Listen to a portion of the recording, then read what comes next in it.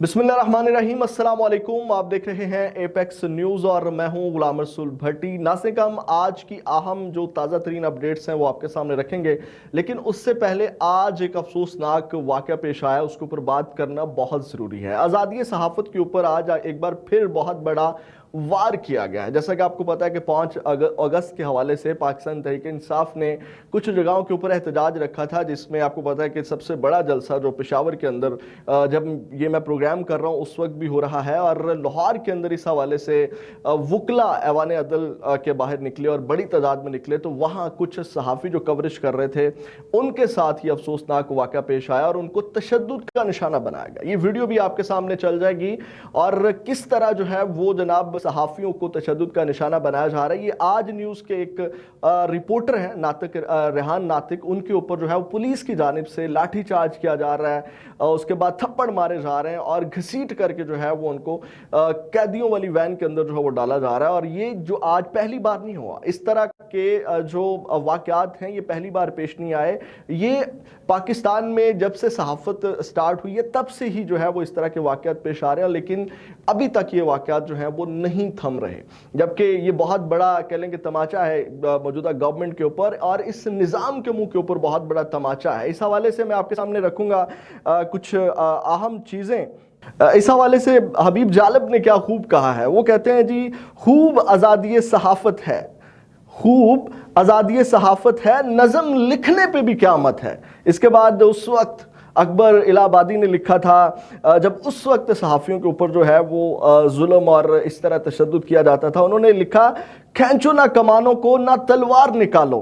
खींचो ना कमानों को ना तलवार निकालो, जब तोप मुकाबिल में हो तो अखबार निकालो। तो ये आज कोई पहली बार नहीं हुआ। इसके ऊपर जो है वो ट्वीट आया उनका हामिद मीर साहब का भी। उन्होंने भी कहा कि एक अकेला सहाफ़ी पंजाब पुलिस के डंडों और घूंसों का सामना कर रहा है, ज़रा सोचना क्या इतनी मार पटाई पुलिस वाले अपनी मर्जी से कर सकते हैं। उन्होंने ये क्वेश्चन मार्क लगाया कि ये जो जिस तरह पुलिस तशद्दुद कर रही है, क्या ये अपनी मर्जी से कर रही है या इसके अंदर जो मौजूदा हुक्मरान हैं उनकी भी मर्जी शामिल है। उसके बाद उन्होंने कहा, ये चंद सेकंड की वीडियो जो है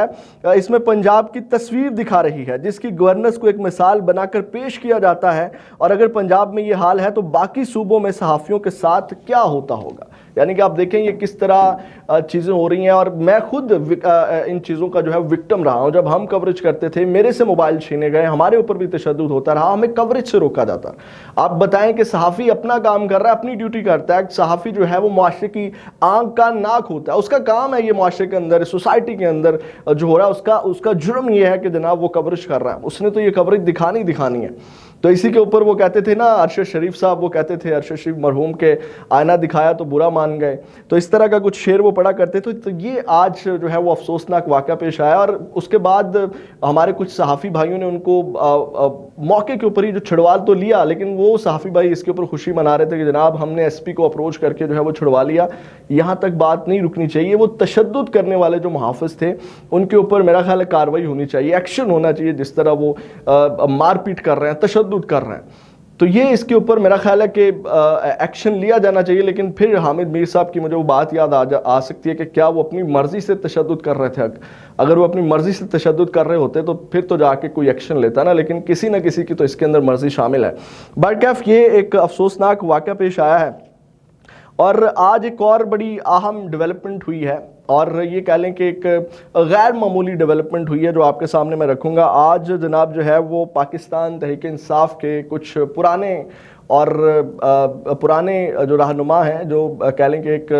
हिसाब से पाकिस्तान तहरीक इंसाफ को खैर आबाद कह गए थे, लेकिन अभी भी वो अपना ताल्लुक जो है वो तहरीक इंसाफ के साथ जोड़ते हैं, जिनमें आपको पता फवाद चौधरी साहब हैं,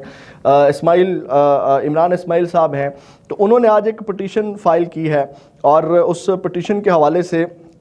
ये आपको पता है कि कमेटी बनी हुई है, नेशनल डायलॉग कमेटी, जिसका ये हिस्सा है। और इस हवाले से उन्होंने इमरान खान से यानी कि नेशनल डायलॉग कमेटी जिसका ये मेंबर हैं, उन्होंने इमरान खान से मुलाकात की पटिशन दायर करने के हवाले से इस्लामाबाद हाई कोर्ट में जो है वो एक पटिशन फ़ाइल की है, जो उनके भाई हैं फैसल चौधरी, उनके तवस्सुत से। और वहाँ पे जनाब फवाद चौधरी, महमूद मौलवी, इमरान इस्माइल और बैरिस्टर सैफ जो हैं उनकी जानिब से ये पटिशन फ़ाइल की गई है। فیصل چودھری کے بہاف کے اوپر، جس کے بعد انہوں نے اس پٹیشن کے بعد جو ہے وہ کہہ لیں کہ یہ بڑی ایکسٹرا آرڈنری ایک دم سے آپ کو پتہ ہے کہ جب یہ بات چل رہی ہے ان نئے انتظامی یونٹس بنانے کے، نئے صوبے بنانے کے حوالے سے، اور اس کے اندر آپ کو پتہ ہے کہ کچھ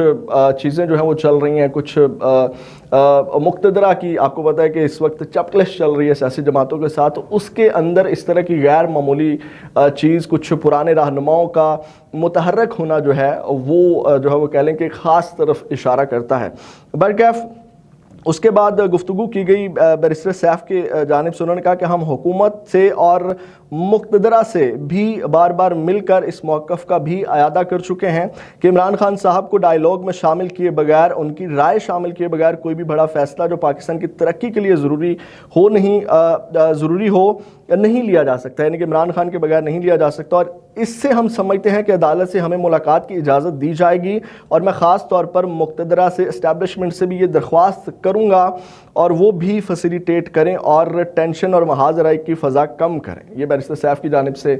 جو ہے وہ بات کی گئی۔ یہاں سے جو میں نے اشارہ کیا تھا کہ جناب یہ اس جو سیاسی جماعتوں کے ساتھ اس وقت ایک کہہ لیں کہ چپکلش چل رہی ہے، اس کے نتیجے میں پھر ان رہنماؤں کا متحرک ہونا،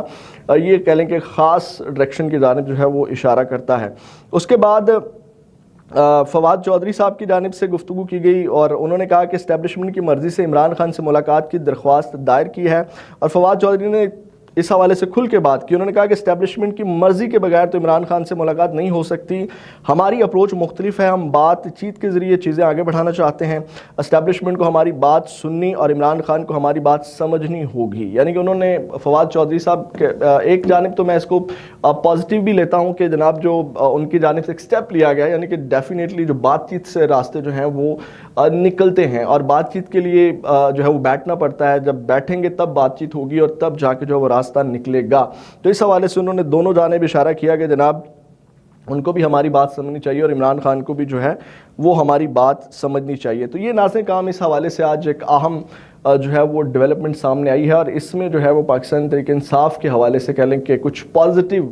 چیزیں مجھے نظر آئی ہیں۔ اگر یہ ان رہنماؤں کو ملاقات کی اجازت دی جاتی ہے اور بات چیت کے لیے جو ہے ان کو جو ہے وہ راستہ دیا جاتا ہے کہ ٹھیک ہے آپ راستہ ہموار کریں، تو تب جا کے جو ہے وہ تحریک انصاف کے لیے میرا خیال ہے کوئی چیزیں نکل سکتی ہیں۔ جیسے کہ ابھی ایک سینئر صحافی نے بھی جو ہے وہ مقتدرہ کا جب پیغام اس حوالے سے لوگوں تک پہنچایا تو ان کا بھی یہی کہنا تھا کہ جو اسٹیبلشمنٹ ہے وہ کنفیوز ہے کہ ہم بات کس سے کریں گے، مطلب علیمہ خان ہے، شاہد افریدی ہے، اور اس کے بعد اور یہ بیرسٹر گوہر ہے، اس کے بعد سلمان اکرم راجہ ہے، مطلب